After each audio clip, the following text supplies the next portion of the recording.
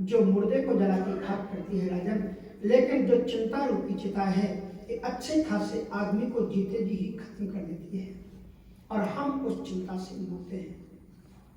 बड़ी गजब की बात होती है। महात्माओं की तंदुरुस्ती, महात्माओं की चमक दमक को देखकर कभी कभी गृहस्थियों को बड़ी ईर्ष्या हो जाती है कि देखो, कभी कभी हम जो बचपन में ट्रेन में चलते थे ना, तो पूछ लेते थे लोग, बाबा जी कौन सी चक्की का आटा खाते हैं? प्रश्न तो बहुत पुराना है, सोने वाला। कौन सी चक्की का आटा, कौन सी चक्की का आटा बताया? मेरी माँ की चक्की का आटा होता था, वही पीसती थी पुराने जमाने में, वो आटा।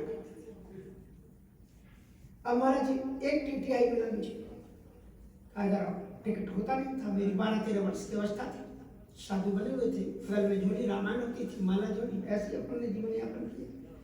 तो पूछ लिया, बाबा जी टिकट? टिकट लिखा जरा, कुछ जानते हो? तो हमने कहा जानते हैं। बोले ठीक है, बाद में करेंगे, आओ मेरे साथ आओ। महाराज उस टीटीआई ने ऐसी जगह पर, ऐसे स्टेशन पर उतारा जहां पर पानी भी नहीं था।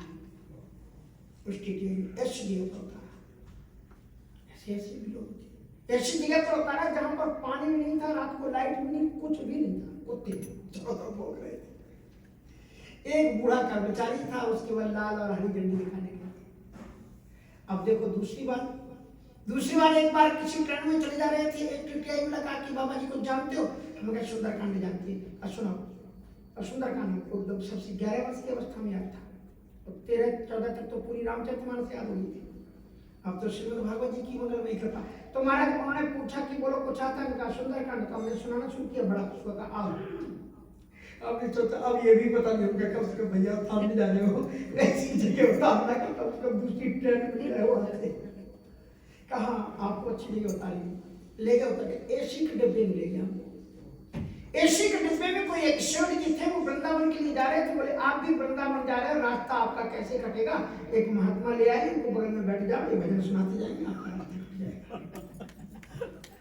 उस शिव जी ने कहा ये तो आपकी बड़ी कृपा की, संत विशुद्ध मिलाया पड़ते ही चितमय राम कृपा, इनका टिकट और बनाते जाओ। बोले कोई जरूरत नहीं, नई टीटीआई हो। बोले हम ऐसा नहीं करेंगे, महात्मा को ले जाने हमारे सामने कोई टीटीआई को कुछ शब्द कह के जाए, हम नहीं बना सकते, आप तो इनका टिकट बना दो, जितना भी पैसा लगता है लगेगा।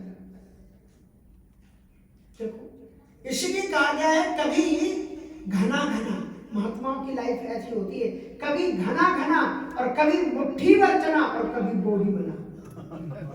बाबा रे मोहन जी फकीरा की, बाबा रे मोहन जी फकीरा की, बाबा रे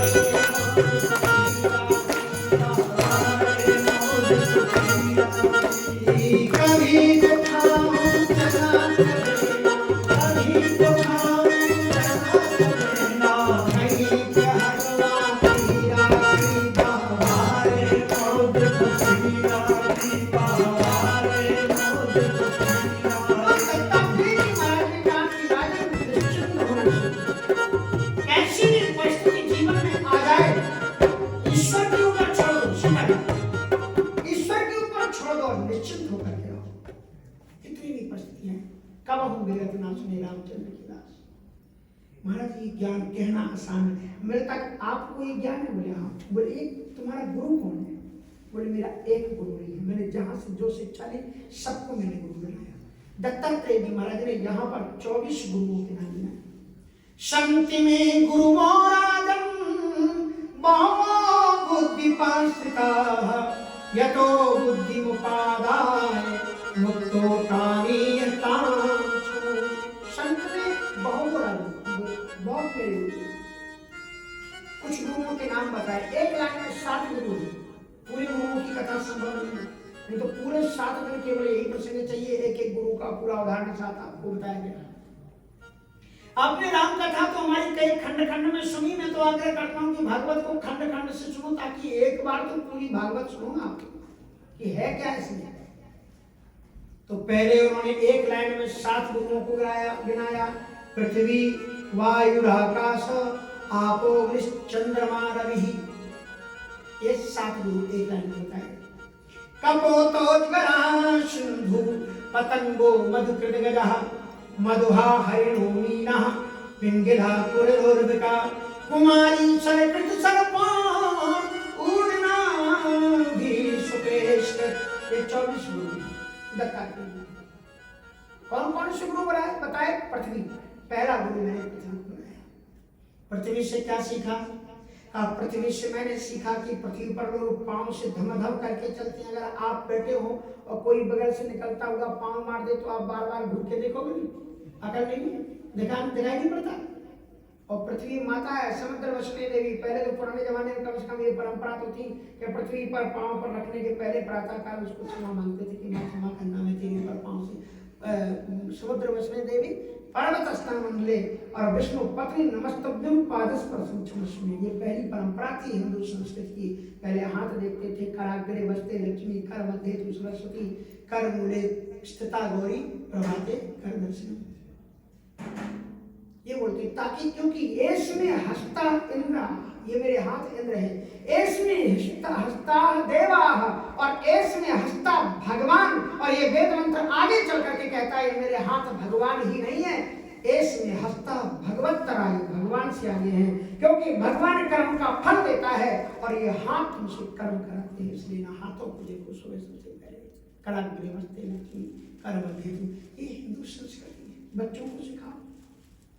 अगर बच्चों को सिखाना चाहते हो तो 3 वर्ष के पहले सिखा देना, ये पक्की गारंटी की बात है। 3 वर्ष बाद सिखाना शुरू किया तो बच्चे आपसे कहेंगे भाई भाई भाई, आपके भाई भाई करने लग जाए कान में। इसलिए 3 वर्ष के पहले जो आपने सिखा दिया वो बच्चे को लाख लोग मिल जाए उसे हटा नहीं सकते। अगर वो बच्चा कॉलेज में जाके भूल भी जाता है तो जो ही वो बड़ा होगा फिर सब संभाल लेगा, फिर सब रास्ते पर लेगा।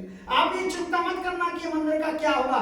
जो बच्चे आपके कॉलेजों में पढ़ रहे हैं वो बच्चे जितने अच्छे ढंग से आपके इंटरनेट के माध्यम से या दूसरे माध्यमों से हिंदू संस्कृति को पढ़ाएंगे, पूरा बहुत अच्छी तरह से चलाएंगे, आपके ही बच्चे चलाएंगे और आप देखोगे कि आपके बच्चों ने मंदिर को और भी अच्छी आगे बढ़ाया। सभ्यता संस्कृत थोड़े सिखाते चलो 3 वर्ष की। ये दादा दादी का काम है, माता पिता का काम है, ये काम नहीं। इसलिए तो उन्होंने पृथ्वी से क्या सीखा कि पृथ्वी पर लोग मलमूत्र का परित्याग करते हैं। किसान लोग इस पर हल चलाते हैं। अगर आपको कोई कांटा चुभा दे तो कितना कष्ट होगा, लेकिन किसान हल चलाता है, उस पर चढ़ करके चलाता है। अब तो लोहे के आगे वजनदार चलना नहीं पड़ता, लेकिन पृथ्वी कभी आह नहीं करती। पानी पीने के लिए लोग कितने दर्जनों मीटर कुएं खोदते हैं, धरती में गड्ढा करते हैं, लेकिन पृथ्वी कभी आह नहीं करती। और उस पृथ्वी पर पैदा होने जो वृक्ष है वो क्या करते हैं? पृथ्वी से हमें क्या शिक्षा मिलती है? क्षमा। पृथ्वी का एक नाम है क्षमा। इसलिए क्षमा करना सीखो। कोई अपराधी तुम्हारे सामने खड़ा हो जिसने तुम्हें पाँव मार दिया, गलती कर दी, फिर भी तुम उसे क्षमा कर सकते हो कि नहीं? यही पृथ्वी से मैंने सीखा क्षमा करना। कितना अपराध करने पर भी लोगों को पृथ्वी क्षमा करती है। पृथ्वी के जो वृक्ष हैं अवयव, उससे वृक्ष से मैंने शिक्षा ली। बोले क्या शिक्षा ली? कहा मैं एक वृक्ष के नीचे बैठा हुआ था, एक वृक्ष का एक पत्ता टूटा और नीचे गिरा, सूख गया था, नीचे गिरा और टूटा हुए पत्ते पर हवा लगी और वो पत्ता उड़ने लगा। तो उड़ते हुए पत्ते ने कुछ फरियाद की उस वृक्ष से। गौर से सुना आप लोग, क्या बोला वो पत्ता? वो ऋषि ने सुना, श्री दत्तात्रेय ने सुना। क्या बोला है वृक्ष? कि बोल्यो परना तात से ले गई पवनी उड़ान, बोल्यो परना वृक्ष से ले गई पवनी उड़ान। अब के बिछुड़े नब मिले, अब के बिछुड़े कभी मिले, दूर पड़ेंगे जाए कबीरा, दूर पड़ेंगे जाए। वृक्ष ने पूछा, मेरे वृक्ष तुमने बड़ी कृपा की, इतने दिनों तक मैं तुम्हारे ऊपर अभिषिक्त हुआ, आज मैं तुमसे बिछुड़ करके ये हवा, माया रूपी हवा न जाने कहाँ ले जाएगी, कभी मिले मिला नहीं मिलेगी। तो वृक्ष ने उत्तर क्या दिया सुनो, उससे बड़ी शिक्षा मिली दत्तात्रेय जी को। वृक्ष ने उस उड़ते हुए पत्ते से कहा कि भोल्यू तरु भरे पाते सो, सुनो हमारी बात, बोल्यू तरु भरे पाते सो, सुनो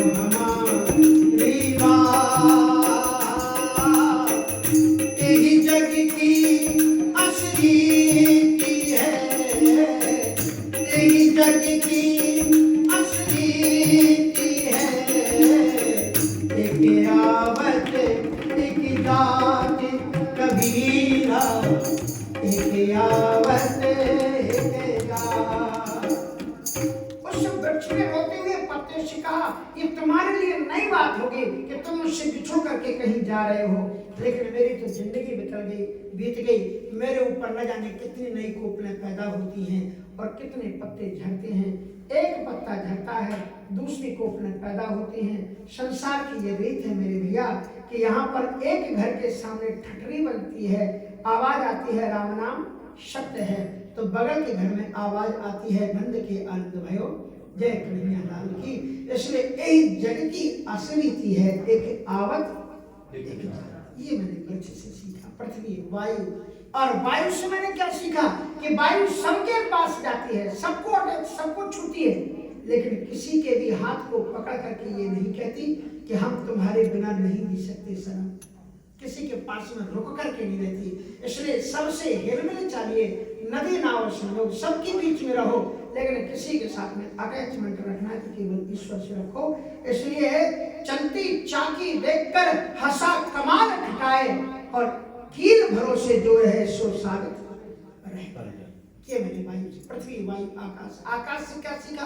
आकाश सब जगह है, लेकिन सब जगह होने के बावजूद भी सबसे ऊपर है। इसलिए हमने संसार में ये देखा कि जो भले प्रकृति के लोग होते हैं, कहते कि कितना भी दूषित समाज मिल जाए तो जो रही में उत्तम प्रकृति कर सकते हो, जो रही में उत्तम प्रकृति कर सकते हो, चंदन से क्या बने नहीं, चंदन से क्या बने नहीं, लपटे रहते भूषण रही ना, लपटे सबके बीच में रहो, लेकिन अपने गुणों को और व्यवहार को सबसे ऊंचा हाई स्काई की तरह, आकाश की तरह सबसे ऊंचे बनाओ अपने विचारों सिद्धांतों। पृथ्वी वायु आकाश आप पानी से मैंने ये सीखा, खुद भी ठंडा होता है और जो उसके पास आता है उसे भी ठंडा कर देता है। अग्नि से मैंने ये सीखा कि उसे कोई दबा नहीं सकता, हर वस्तु को जला करके आगे आ जाती है। तुम आत्मा हो, अग्नि की तरह है, इसलिए कोई भी बाधा तुम्हें रोकेगी नहीं, तुम ईश्वर की ओर बढ़ते रहो, बढ़ते रहो, बढ़ते रहो। मैंने सब कुछ सीखा है। अब देखो, आप कभी इस प्रसंग को खुद पढ़ना। इसके बाद में ये जो उपदेश उन्होंने दिया है, 24 गुरुओं की बड़ी सुंदर सुंदर शिक्षाएं हैं। शून्य से उन्होंने ये सीखा कि वो जहाँ जाते हैं खुद भी प्रकाशित होते हैं और दुनिया को प्रकाशित करते हैं। तुम जहाँ जाओ अपने नाले से खुद प्रसन्न रहो और दूसरों को भी अपना ज्ञान बांटते चलो।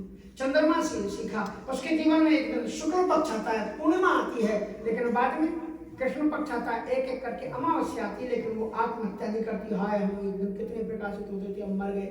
दूसरे दिन फिर स्ट्रगल करता है, फिर प्रयास करता है, फिर द्वितीय तृतीय करके फिर उसके जीवन में चंद्रमा पूर्ण हो जाता है। इसलिए तुम्हारे जीवन में कुछ कठिनाइयां आई तो रो मत, हाथ पर हाथ रख करके बैठो मत, उठ करके खड़े हो जाओ, ईश्वर का नाम लो और फिर स्ट्रगल करो, फिर तुम्हारे गए हुए दिन वापस लौट करके आ जाएगी। ये बड़ी प्रेरणात्मक कहानियां अपने बच्चों को भी सुनानी चाहिए।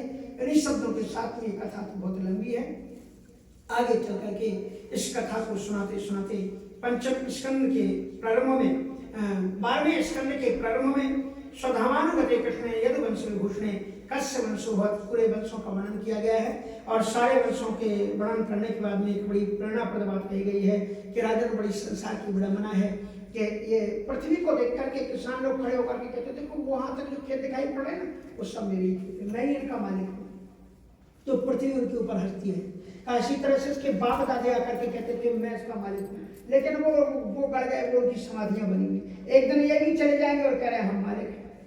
इसलिए आए हैं सो जाएंगे राजा रंग फकीर, एक सिंहासन करनी अच्छी करो, भागवत कथा सुनो, मंदिर में आओ और कुछ दान सहयोग करते चलो ताकि धन पवित्र हो जाए, जीवन धन्य हो जाए।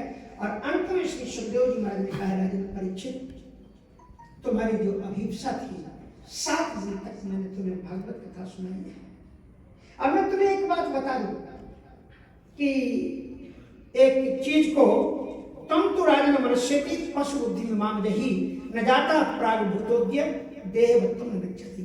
मैंने पूरी भागवत में बार बार कथाओं के माध्यम से एक ही बात बताई है कि ये जो पशु बुद्धि कि मैं मरूंगा इसका तुम त्याग करो। तम तो राजन मनुष्यति पशु बुद्धि माम जही, ये पशु बुद्धि है कि मैं मरूंगा, इसलिए न जाता प्राग भूतोद्य देवत्वम न गच्छति। देह नष्ट होती है लेकिन देह के अंदर जो तुम्हारी आत्मा है ना जायते उड़ते वकाला चन्नायम भूत्वा भविता न भूया, इसका कभी नाश होता ही नहीं है। हम न मरे मरे संसारा हम कहूँ मिला जिया बनिहारा। राजन मैंने तुम्हें इससे पूरा ज्ञान करा दिया है कि तुम शरीर नहीं हो, तुम आत्मा हो। तक्षक आएगा तुम्हारे शरीर को घसेगा, तुम दृश्य नहीं, तुम दृष्टा हो। मौत से देखना, तुम तो भगवान में अपने स्थित कर दो, अपना ध्यान लगाओ। जो मैंने ध्यान की विधि प्रथम दूसरे स्कंद में बताई गई है, देख लेना पूरी ध्यान की विधि। जितासनो जित श्वासो जित संगो जितासनो स्थूले भगवते रूपे मना संधारयति, दूसरे स्कंद में बताया गया पूरी। उस बुद्धि के अनुसार आप अपने अंगुष्ठ के द्वारा, अपनी एड़ी के द्वारा गुदा चक्र को बंद करके एड़ा सुषुम्ना नदी आदि के वेदों का पांचों चक्रों का भेदन करके अपने प्राणों को प्राण आकाश तत्व में स्थित कर दो, और फिर तुम देखना तुम्हारा शरीर दिखाई पड़ेगा, तक्षक बसेगा तुम्हारे शरीर को और तुम्हें छोड़ नहीं सकता। और एक बात बता दूं, वैसे तो मैंने तुम्हें पूरा ज्ञान करा दिया, मृत्यु का भय तुम्हें हटा दिया है। हमारे हिंदू सनातन सदग्रंथों में यह बताया गया है कि मृत्यु एक महोत्सव है, ये डर का कोई भी कारण नहीं है, ये महोत्सव है। आनंद से इस उत्सव को मनाओ। हमारे वाराणसी की एक परंपरा है जो आपको शायद कहीं देखने के लिए मिले, हमारे दीक्षित जी और जो लोग गए उन्होंने देखा होगा कि अपनी दुनिया में कहीं देखते हैं कि कोई मरता है तो लोग रोते हैं। हमारे बनारस में जब जनाजा लेकर के आते हैं, क्योंकि इनके पूज्य पिताजी भी वाराणसी में ही भगवत धाम की प्राप्ति हुई, बड़े मुश्किल से लोगों को मिलती है। और वहां पर क्या होता है कि मरणम मंगलम यत्र सफलम यत्र च जीवनम, केवल काशी में यह देखने को मिलता है कि जब मुर्दा चलता है तो लोग अबीर गुलाल उड़ाते हुए, नाचते हुए, बैंड बाजी बजाते हुए जाते हैं शमशान में, क्योंकि मृत्यु एक महोत्सव है, आनंद का पल है। तुम पुराना वस्त्र उतारोगे, वासान से जीर्णा यथा विहाय नवानि गणनाथ में रूपराणि। इस प्रकार से आप चिंता करने की कोई जरूरत नहीं है। एक बात मैं बता दूं, मैं जो कथा तुम्हें सुना रहा हूं और जब तक मैं कथा सुना रहा हूं तो तक्षक सर्प की हिम्मत नहीं है कि वो आकर के तुम्हें टच कर सके। तुम चाहते क्या हो ये तुम मुझे बताओ। उनका मुझे अब नहीं जीना, क्योंकि आपने इतने सदगुरु कृपा, मेरा तो स्वार्थ था इसलिए मैंने नहीं खाया पिया, लगातार मैं आपसे कथा सुनता रहा।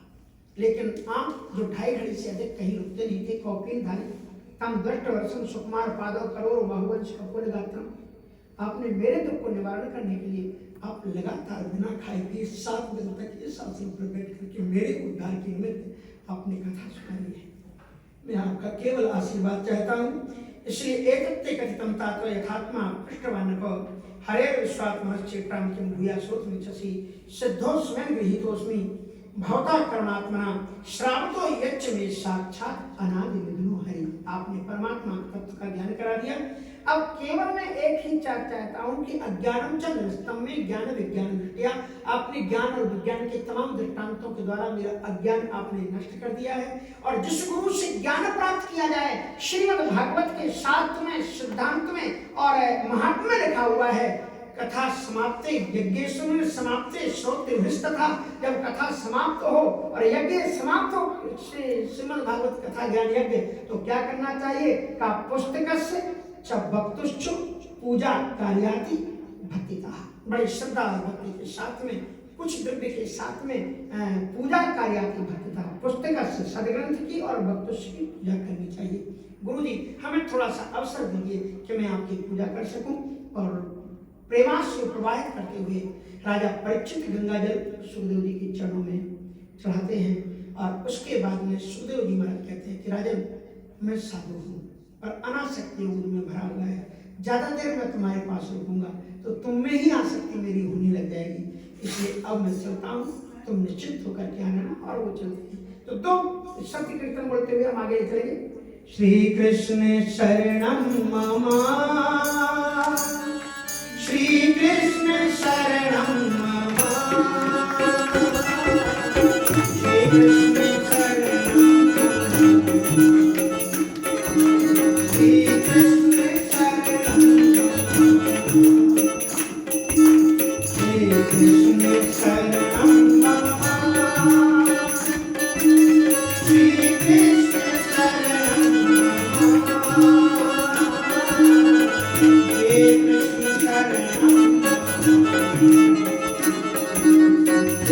कृष्ण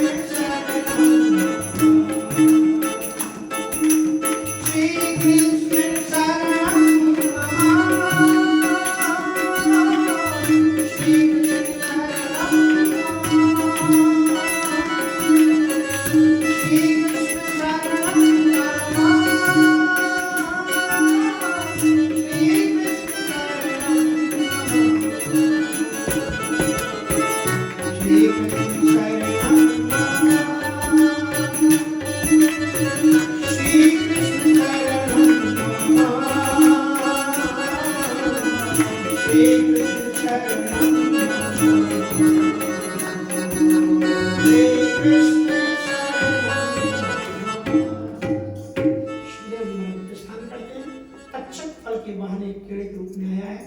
परीक्षित जी महाराज तत्व में स्थित थे, इसलिए वे जानते थे कि यही है।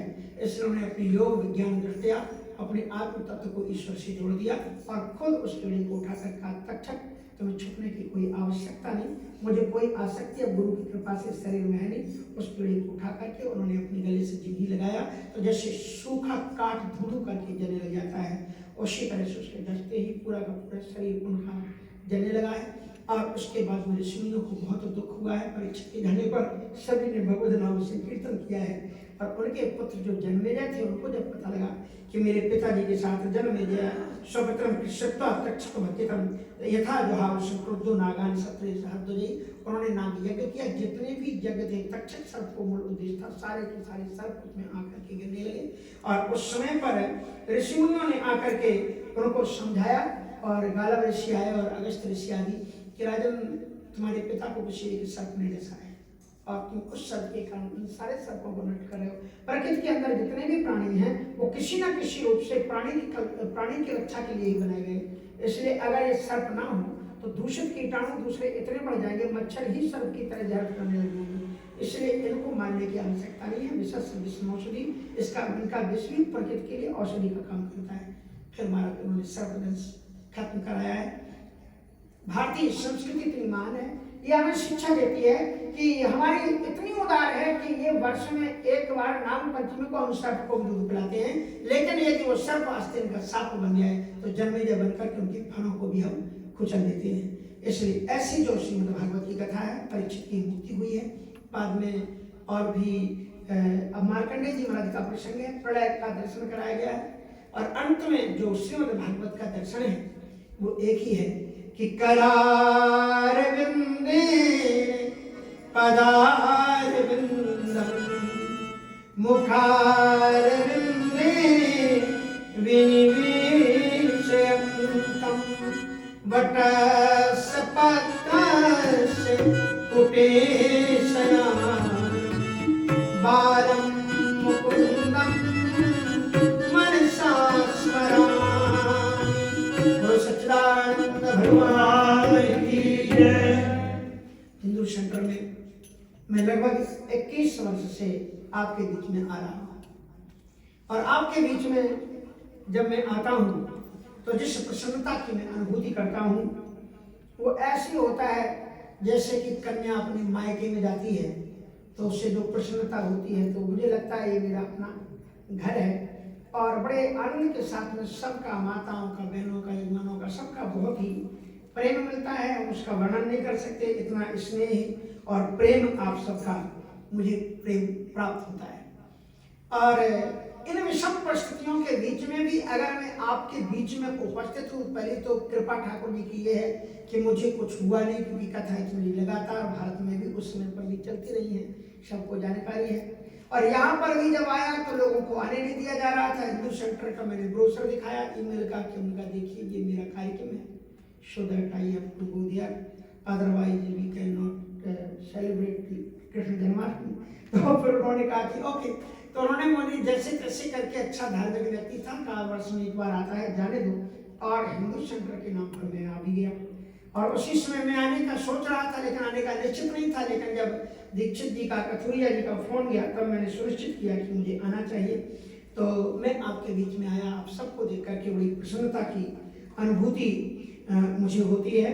और आदरणीय जो वर्तमान के हमारे प्रेसिडेंट हैं श्री रवि गोयल जी, जो प्रधान हैं, बड़ी सेवा की और बहुत ध्यान रखा, और लगातार उन्हें बहुत सुंदर परिचय भी दिया था। उनको मैं बहुत बहुत साधुवाद देता हूँ। श्री जगदीश अवस्थी जी और श्री अवतार शर्मा जी हमारे वाराणसी के आश्रम में भी होकर के आए हैं। मैं उन्हें देखता हूँ, बहुत अपनत्व का भाव होता है। आप सबसे भी मैं रिक्वेस्ट करता हूँ कि आप आइए। दीक्षित जी आए हैं लेकिन रहे नहीं, रहा अपने घर में जाता है, तो आकर आग्रह करते हैं कि जो है थोड़ा सा उधर पधारें और आनंद की अनुभूति कराएं। तो श्री जगदीश अवस्थी जी के लिए और श्री अवतार शर्मा जी के लिए बहुत बहुत साधुवाद है। जब भी आता हूँ मैं उनके घर भी जाता हूँ, और संस्था के लिए भी उनका सहयोग प्राप्त होता है। इसको मैं शब्दों में कह नहीं सकता। श्री सतीश मल्होत्रा जी, आप खुद भी कथा सुनते हैं और इंटरफेस के माध्यम से, इंटरनेट के माध्यम से और भी अन्य लोगों को भी कथा से जोड़ते हैं। ये बड़ी ठाकुर जी की मंगलमय कृपा है। श्री ब्रिज नैयर जी, ठाकुर जी की अयत की अनुकंपा और कृपा। और श्री कथुरिया जी का नाम तो श्री सुरेंद्र कथुरिया जी आप सभी जानते ही हैं। वो लगातार इस क्रम से रिटायर की अवस्था में भी बुजुर्ग हैं, फिर भी आकर के सेवा में अपनी सन्निधि देते हैं। ठाकुर जी की मंगलमय कृपा उनके ऊपर ऐसी बनी रहे, वो स्वस्थ रहें, चिरायु रहें, और आप सभी लोग आनंद की प्राप्ति करें। ठाकुर जी की मंगलमय कृपा बनी रहे, किसी भी प्रकार की कोई भी महामारी कष्ट आपके जीवन में ना आए। ठाकुर जी अपने चरणों की भक्ति आपको देते रहें, और भारतवर्ष का आवागमन का क्रम अनवरत आपके जीवन में बना रहे। ऐसी मैं भगवान से प्रार्थना करता हूँ। अंत में एक श्लोक करते हुए पुनः मैं अपने शास्त्री जी के लिए, परमादरणीय श्री दीक्षित जी बराबर पूरा ध्यान रखते हैं कि स्वामी जी किसी प्रकार की कोई दिक्कत तो नहीं है। तो आदरणीय श्री कृष्ण प्रसाद दीक्षित जी के लिए मैं बहुत बहुत साधुवाद देता हूँ। ताली करतल ध्वनि से थोड़ा सा स्वागत करें। और श्री हमारे श्री राम निवास दीक्षित जी बड़े ही कर्मठ कर्तृत्व में पिष्ट हैं, उनके लिए भी मैं बहुत बहुत साधुवाद देता हूँ। और विनय जी ने पूरा हमारा ध्यान रखा। ये सबसे बड़ा काम ये होता है यहाँ पर कि कमरे में ही बैठे रहो, नहीं तो फिर कोई सारथी ना हो। तो पूरे सारथी का उन्होंने कहा कि महाराज जी जब भी जरूरत हो, कहीं भी जाना हो तो आप मुझे बताना, मैं तैयार हूँ। आधी रात को भी जरूरत पड़े तो भी वो बेचारे तैयार रहे। एक बार जोरदार तालियों से। और श्री हमारे साथ में रूप धीमान जी, जो आपके इस मंदिर के अभिन्न अंग हैं, जो लगातार हर तरह की सेवा में उपस्थित रहते हैं। अब तो वो सपरिवार उपस्थित हैं, नहीं तो बेचारे अकेले थे। तो वनवासी राम की स्थिति थी 14 वर्ष तक के, तो सीता जी चले गए तो बेचारे जब भी आते थे तो चर्चा सुनाई पड़ती थी कि पत्नी के वियोग में थोड़ा सा। खैर भगवान सबकी सुनते हैं, प्रार्थना सुनते हैं। तो इसी प्रकार से हमारे मुच्चे जी ईश्वर तबले की सेवा में आपके और हमारे बीच में रहे। बहुत बहुत आप सभी को साधुवाद। टाइम बहुत बढ़ेगा। इन्हीं शब्दों के साथ में पुनः अगर कोई रह गए हैं अब लोग, उन सभी के लिए मैं साधुवाद देता हूँ। और केवल एक श्लोक एक बार बोलेंगे, ज्यादा बार में नहीं, उसके बाद में वाणी को लाभ देंगे। आप सभी लोग पत्ती मार के बैठ जाएं। 2 श्लोक हैं और मैं थोड़ा सा बोलता हूँ ना, आप उनको आधा आधा टुकड़ा बोलेंगे। आप सभी लोग बोलेंगे, क्योंकि पूरे फल की प्राप्ति हो जाती है। ये जन्माष्टमी के अवसर की भागवत कथा है, तो बड़े ध्यान से आप इस श्लोक को सुनें। भवे भवे यथा भक्ति पादयोस्तव जायते तथा कुरुष्व देवेश नाथस्त्वं नो यतः प्रभो नाम संकीर्तनं यस्य सर्व पाप प्रणाशनम् प्रणामो दुःख शमनस्